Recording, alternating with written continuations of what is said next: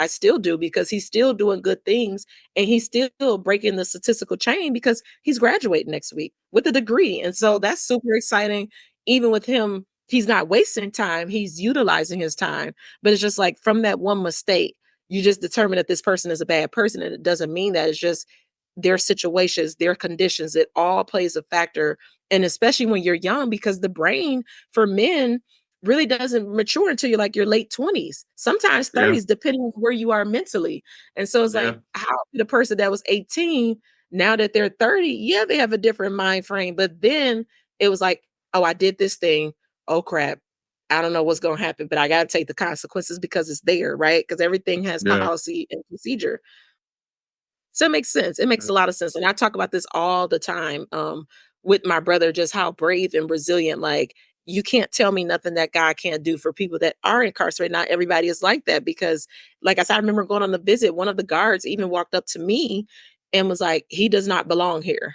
And it's just like he was put there because that's where society wanted him to be. But it's just like Yeah. maybe he could have did more program. I'm not saying that when you do wrong things, you shouldn't be punished, but it's like after a while, it's like, when do that part stop when you see the change? It's like, do you continuously keep them in there? Same thing with mental health. You see this person drowning in the cell. You see this person losing weight, not eating, crying, pulling their hair out. When does it change? When do they have somebody to talk to help Yeah. them, to coach them with these skills and how to deal with that when they have triggers or dreams or whatever the case may be with their mental health? It gets really And deep. it does. And the way they treat mental health patients and criminals are very much the same. Yep. Like, because, with a mental illness, they can involuntarily commit you. And if they involuntarily commit you, they can hold you forever. Yep. Like, they don't ever have to let you back out. And all you did was be you. And, you were going through something or an intense trauma, and now you're locked away in a hospital and can never get out.